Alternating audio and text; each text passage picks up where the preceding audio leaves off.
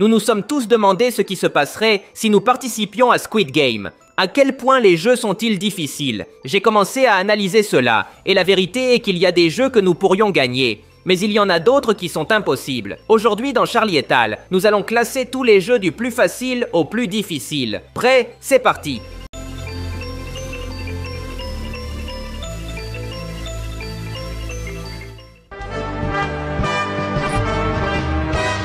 Commençons par les jeux super faciles. Ici, j'inclus le jeu de la poupée. C'est l'un des jeux les plus populaires de la série, et il consiste essentiellement à bouger uniquement lorsque c'est autorisé. Je l'inclus dans ce niveau, car c'est un jeu simple à comprendre et à survivre. Il suffit de bouger prudemment, et sans se précipiter. Dans la série, ce jeu provoque de nombreuses morts, mais uniquement parce que les joueurs entrent dans le jeu sans aucune information. La poupée les surprend, car personne ne pense que c'est un jeu où il faut risquer sa vie. Voici un fait important. Dans la saison 1, lorsque Gi-hun a participé à ce jeu, seulement 201 joueurs ont survécu. Dans la saison 2, 365 joueurs ont survécu, soit presque le double. Plus de personnes ont survécu dans la nouvelle saison, parce que Gi-hun leur a donné des informations. Donc, avec du soin et de la patience, n'importe qui peut gagner ce jeu. Dans ce groupe de jeux super faciles, je veux inclure le jeu des billes. Ce jeu est triste car il a été conçu pour que des amis s'entretuent. Cependant, en termes de difficulté, il nous offre certains avantages. L'organisation vous demande seulement de jouer avec les billes, mais elle vous laisse choisir n'importe quel jeu que vous voulez. Vous pouvez donc en choisir un où vous êtes doué. Ce jeu est assez équitable pour tout le monde. Même si vous affrontez un adversaire très compétent, vous pouvez changer le jeu en plein milieu de la compétition. Le joueur 101 l'a fait dans la première saison. Au début, il perdait, mais à la fin, il a demandé à changer de jeu, et grâce à cela, il a gagné. Comme vous pouvez le voir, ce jeu est correct selon les standards de la série. C'est un jeu auquel vous pourriez participer et avoir une chance de gagner.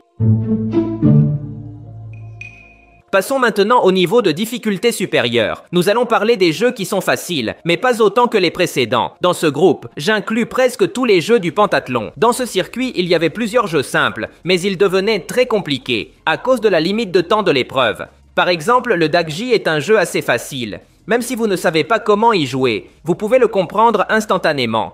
Même si vous êtes terrible, vous réussirez probablement en quelques essais. Le jeu du lancer de pierre fait aussi partie de ce groupe. Ce jeu est extrêmement simple.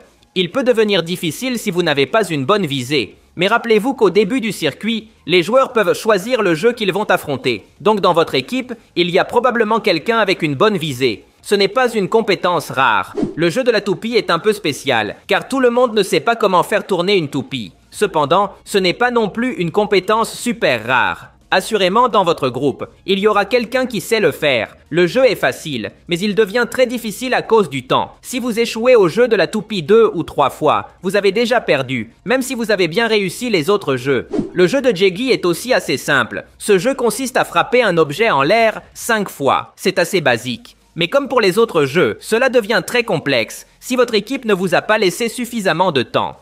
Dans ce groupe de jeux faciles, j'inclus également Squid Game en hauteur. C'était la grande finale de la 3e saison, et comme nous avons pu le voir, elle a été brutale. Presque tous les joueurs ont été éliminés. Mais pour être honnête, le jeu ne s'est compliqué que pour des raisons de scénario. Objectivement, c'est une épreuve facile. Ce jeu comprend de nombreux joueurs, environ 10, et parmi eux, seulement 3 doivent être éliminés pour gagner. Dans ce contexte, tu as de grandes chances de faire partie de ceux qui survivront.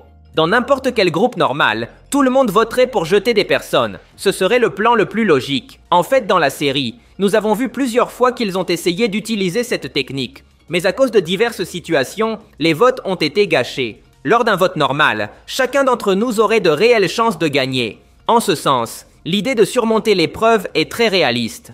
Le jeu de la corde à sauter se situe aussi dans la catégorie facile. Ce jeu n'est ni compliqué ni très injuste. Il consiste simplement à ce que tous les joueurs doivent traverser un pont en sautant une immense corde. Dans la série, nous avons vu que la plupart des joueurs pouvaient sauter la corde sans trop de difficultés. Bien sûr, comme pour d'autres jeux, celui-ci peut se compliquer si quelqu'un veut tricher. Par exemple, le type qui a essayé de faire tomber tous les joueurs depuis la fin du pont. Mais dans des situations normales, c'est un jeu que tu peux passer avec une certaine sécurité. Tu dépends presque totalement de tes propres compétences. Sauter à la corde n'est pas une capacité étrange.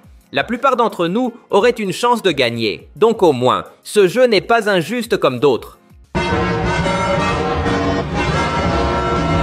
Passons maintenant aux jeux de difficulté moyenne. Voici des jeux avec 50% de chances d'être terminés, comme le jeu du manège. Ce jeu demande aux joueurs de se cacher dans des pièces, mais uniquement en groupe selon le nombre exigé par l'organisation. Le jeu devient compliqué, car les pièces sont limitées, et si vous ne vous dépêchez pas, quelqu'un d'autre les prendra. Ce jeu est difficile parce que vous dépendez beaucoup des autres. Vous avez besoin que d'autres joueurs vous choisissent pour rejoindre leur groupe. Peu importe à quel point vous êtes fort ou intelligent, si personne ne vous soutient, vous êtes fini.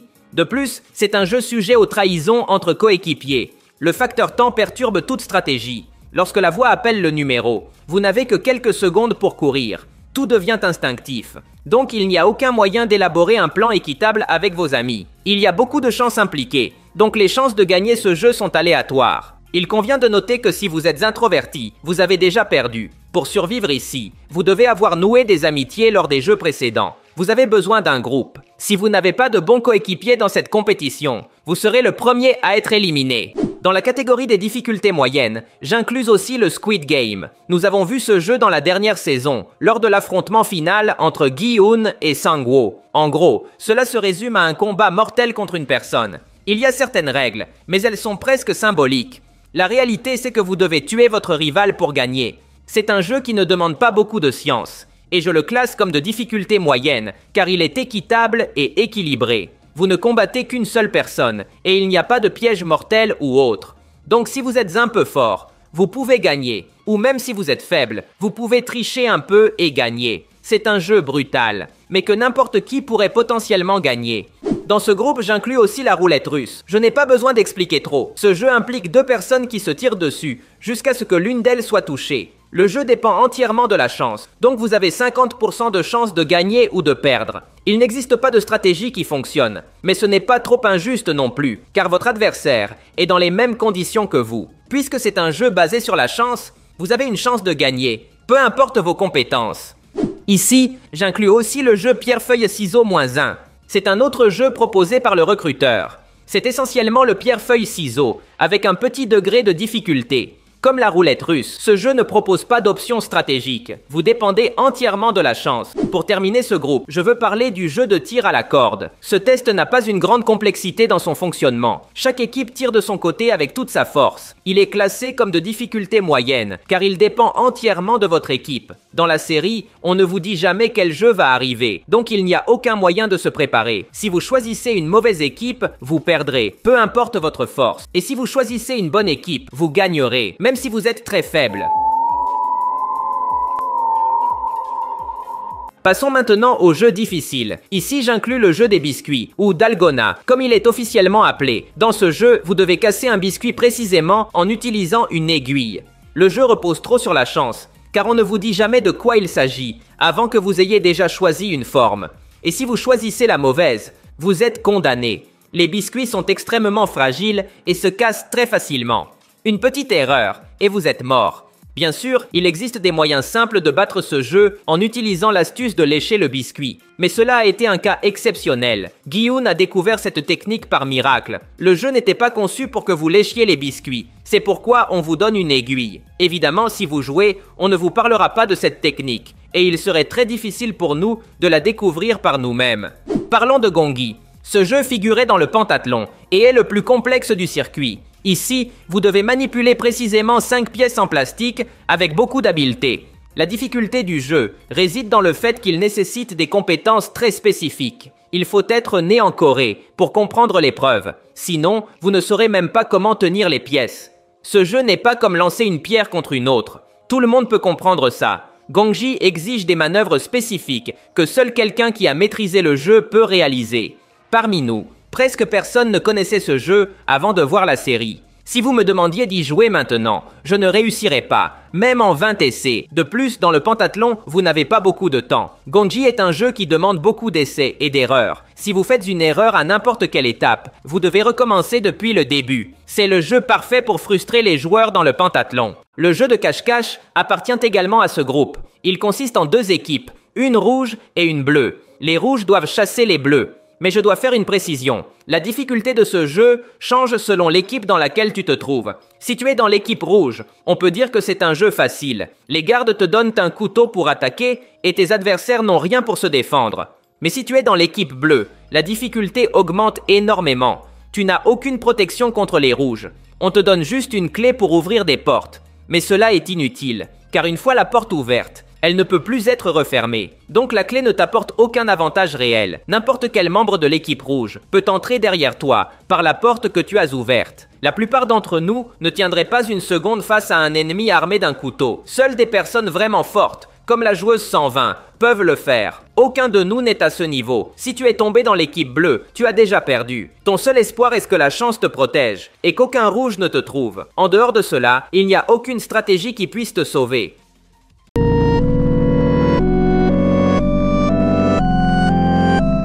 Passons maintenant à la difficulté impossible. Ici, je n'ai trouvé qu'un seul jeu digne de ce niveau, le jeu du sol en verre. Dans ce jeu, les joueurs doivent sauter de verre en verre, en évitant les plateformes qui se cassent. Il n'y a aucun moyen d'identifier quel verre est sûr, et lequel ne l'est pas, donc aucune stratégie ne fonctionne. Et même si vous pouviez identifier le verre sûr, l'organisation vous ruinerait votre plan. Cela s'est déjà produit dans la saison 1, lorsqu'un homme a pu différencier le verre parce qu'il avait travaillé dans une usine de verre. L'organisation a éteint les lumières et ruiné sa stratégie. Mais la plus grande difficulté réside dans le fait que vous dépendez complètement de l'ordre dans lequel vous jouez. On ne vous dit jamais de quoi il s'agit avant que vous soyez déjà dedans. Donc, si vous êtes parmi les premiers à passer, vous êtes condamné. Considérez-vous comme mort. Si vous êtes dernier, vous serez beaucoup mieux. Mais même là, le temps est limité. Donc, vous dépendez des autres. Ce jeu est incroyablement injuste, donc il prend facilement la place du jeu impossible. Si vous survivez, ce sera un miracle. C'est tout pour aujourd'hui. Si vous avez aimé la vidéo, cela m'aiderait beaucoup que vous laissiez un like. Ce serait légendaire. De plus, n'oubliez pas de vous abonner pour voir plus de vidéos comme celle-ci. Merci de m'avoir écouté. Je m'appelle Charlie et on se voit dans le futur.